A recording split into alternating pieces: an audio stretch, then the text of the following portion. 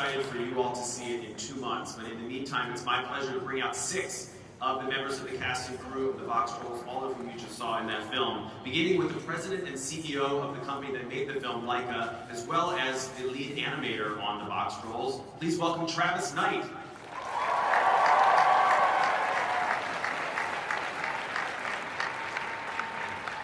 We also have both directors of the film, Anthony Stocky and Graham Annable.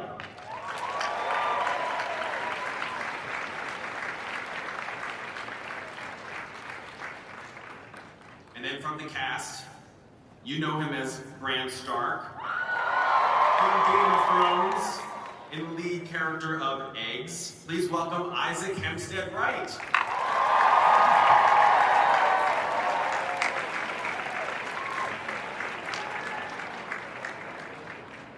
Hi, Isaac.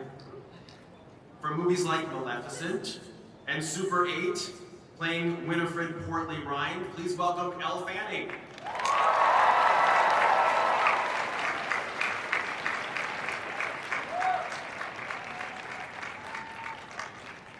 With very cool yellow eyeliner, I just want to add.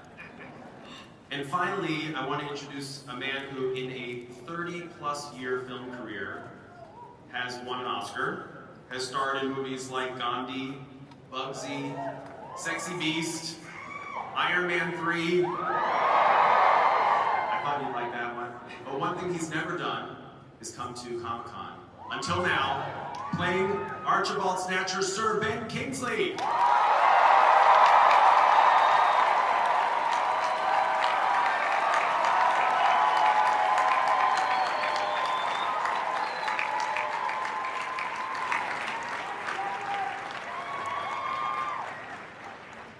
It was so fun to hear all of you in the crowd respond to that piece of film, particularly when all of the cast members were here on screen, the ones that are here and the ones that aren't, and I'm super excited for you all to see this. Travis, I want to start with you. This is based on a book by Alan Snow that came out 10 years ago called Hear Me Monsters. What about that book struck your interest and led you to believe that there was a film for Leica in it? We started working on Hear Me Monsters almost 10 years ago. It was a book written by Alan Snow, and it had these kind of whispers of this classic literature, the kind of stuff that I grew up loving, things like, Roald Dahl, and bits of kind of Monty Python entwined in it, and Charles Dickens, that sort of thing. We started developing actually the same time that we were working on Coraline, and so. It took us nearly 10 years to get the thing to the screen. It's this 500-page book. It's like a phone book. We somehow had to distill the essence of that down to a 90-minute movie.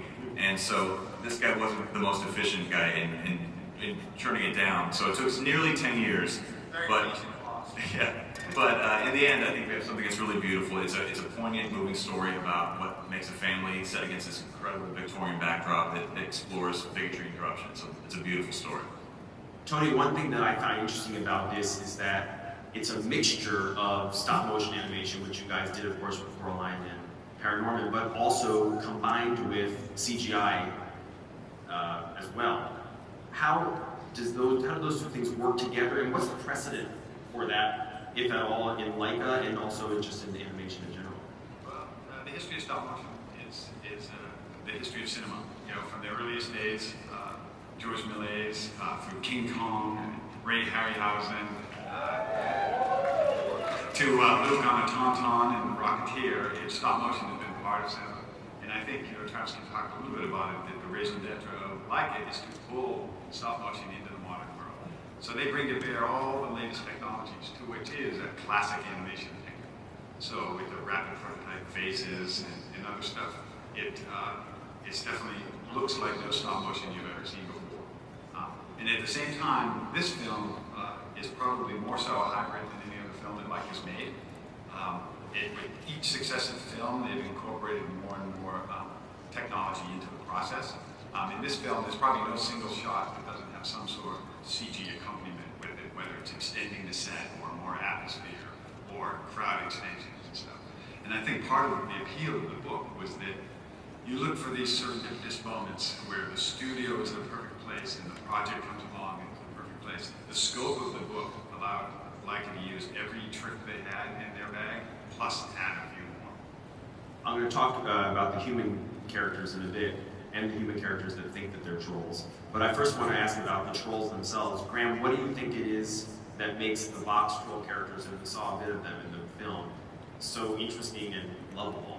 Well, for me, they don't talk.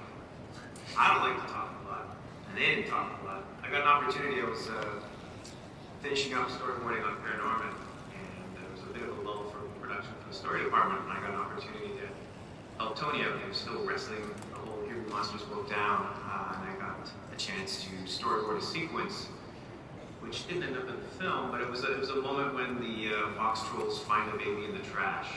And as a storyboard artist, it was like my dream come true in terms of a sequence to work with, because again, these guys just verbal and emote with little sounds.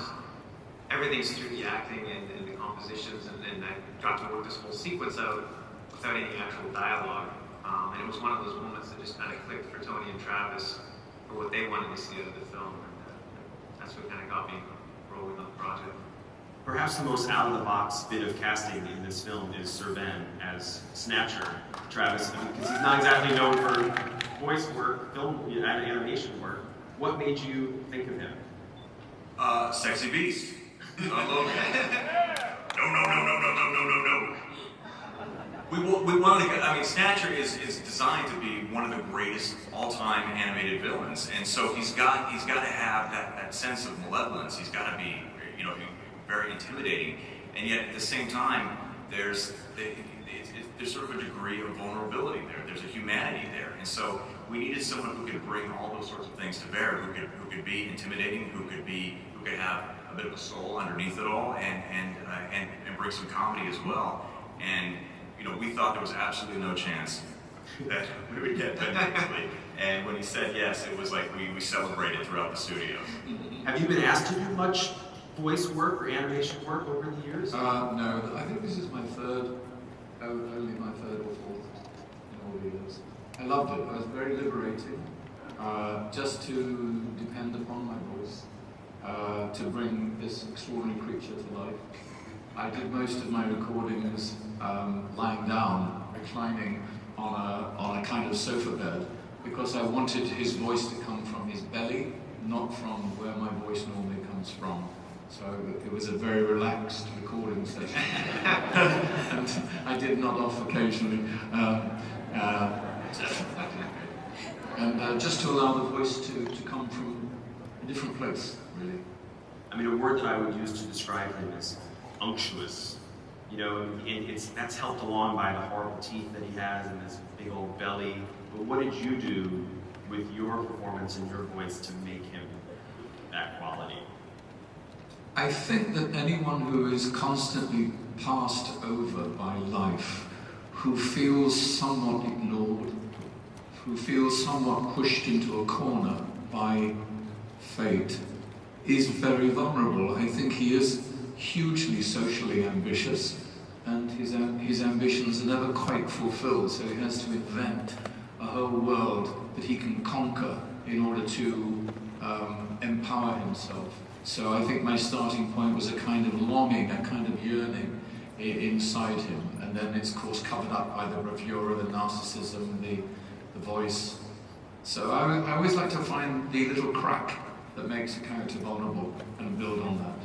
It does seem like between Iron Man 3, that whole Mandarin and the Great switcheroo that character made, and now this film, which even though he is a vulnerable character, it's also really fun and funny, your performance. It seems like you're having a lot of fun in this point in your career. Is that a goal? I used to do a lot of comedy on stage when I first started acting, and I was given quite a lot of, not awards, but lots of nominations for my comedy performances, and it's something that I love doing. I love making people laugh. It's a lovely way of communicating and joining in. It's joyful, it's releasing. So I hopefully will do more comedy now, again. That'd be great. Miss Elle,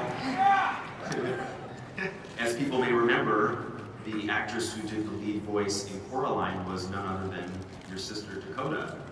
So, what conversations, if any, did you have with her as you were deciding to do a film with Leica.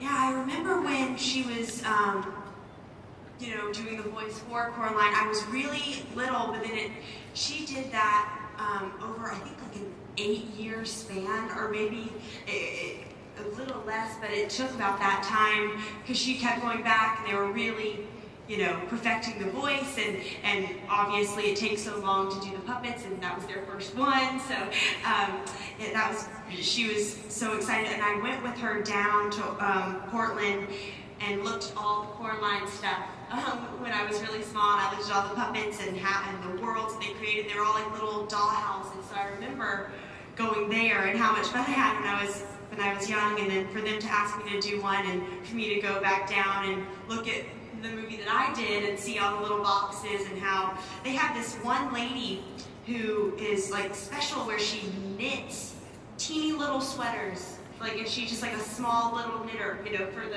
for anything. I think they were knitting some scarves for like the mice in Coraline or something like that. They were like this small. She just sits there and goes like this. Like, everything is it's unbelievable. It's the most unbelievable thing I've ever seen in my life going down there. It's just a whole other world.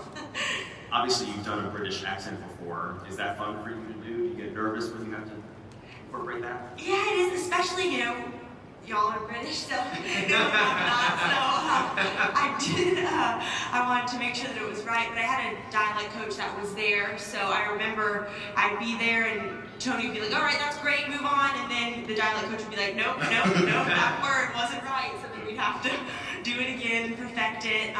But it was nice because everything was in the voice, so I worked extra hard on the accent just because, your facial expressions, nothing can mask it because your voice is out there, and that's the only thing that everyone hears. You can't look in your eyes or be distracted by something else.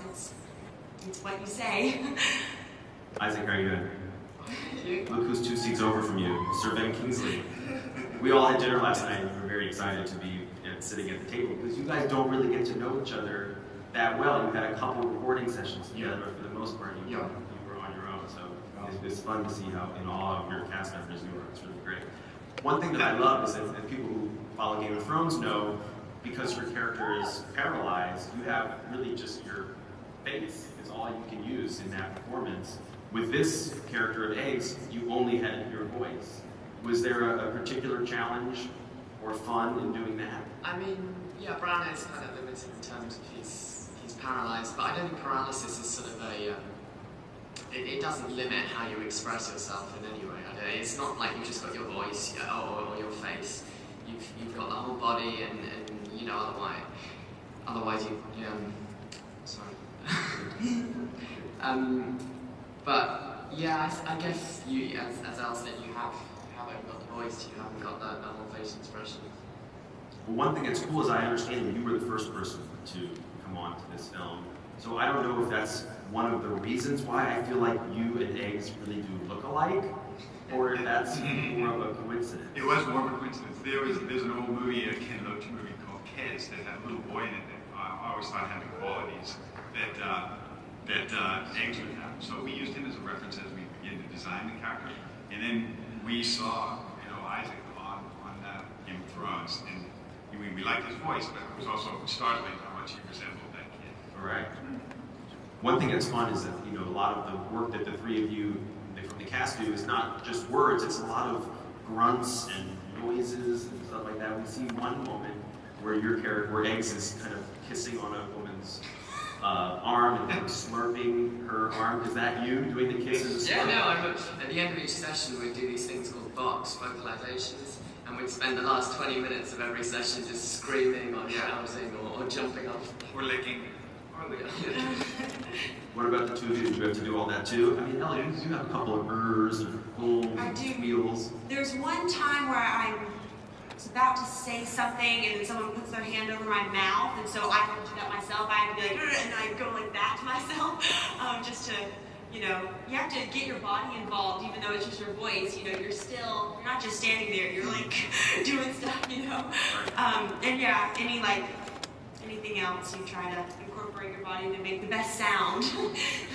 And there's one crazy sequence that we saw a little bit of in the reel where Snatcher eats some cheese and he has this insane, severe allergic reaction to the cheese. How did you decide to play that? Were you laying down on that part too? I got my stunt double to do it. I squished my cheeks up and made my mouth as tiny as possible and squeezed the wood through. What's with all the cheese in the movie? Cheese is like a character in this movie. That's an obsession of Alan Snow's. Yeah, cheese is a big element in the book, too. It's even a bigger element in the book. We toned it down. He had live cheeses running around in the wilds around cheese in the book, which was even a little too weird. Yeah, we'd already hit our perfect count at that time. We're the line rambling. It's just a symbol for anything that kind of the aristocracy values tremendously, and the kind of the lower classes look up to. It's an absurd thing, which again calls out how absurd that whole idea is. Right. Could be a fine wine or money. I'm curious as to, once a film like this is done, because everything is created and the little sweaters are knitted and all that, where does all this stuff go? After the movie's over, and then for the 3 cast members, what's the one thing that you want from the production? This is your chance to ask. First, what happens to it all? Unfortunately, a lot of it ends up getting destroyed in the making of the movie. So the idea is that because we build these massive sets where the animators have to animate on, and then as the camera pushes in on various points in the sequence to get closer for medium close-ups and close-ups, we actually have to carve the set away to get closer so the animator can actually get in there and move the puppet around. And so what starts out as this big, massive, beautiful set, by the end of a sequence, maybe a year later, there's very little that remains because it has to get chopped up. So the stuff that we do save, we hold on to, things that haven't been destroyed in the process. Some of that stuff we send out to museums, but most of it ends up getting destroyed in the making of the film. All right, what do the 3 of you want? As you keep saying. I want the Mecha-Troll. You want the next? It's the biggest character in the film. It's 5 feet tall and weighs a ton. Yeah. It's hard. I would love some of the cheeses, some of the cheese spread that I saw on this table. In the ballroom set, there's a ballroom scene, and that's so beautiful, and all the dresses swish on the ladies. Yeah, I would love a Winnie puppet. Very sweet. Sir Ben? I would like the puppet of Snatcher to open my front door and greet my guests as they arrive. So which of those 3 are possible, guys? I'm gonna defer to Travis. I mean, unless he wants to wait for an animator to animate that puppet meeting his guests, it might take a long time. I would advise against that. Thanks for watching. To find out more Movie Guide content, you can subscribe to us on YouTube, like us on Facebook, and follow us on Twitter to hear more about Hollywood Buzz and know before you go.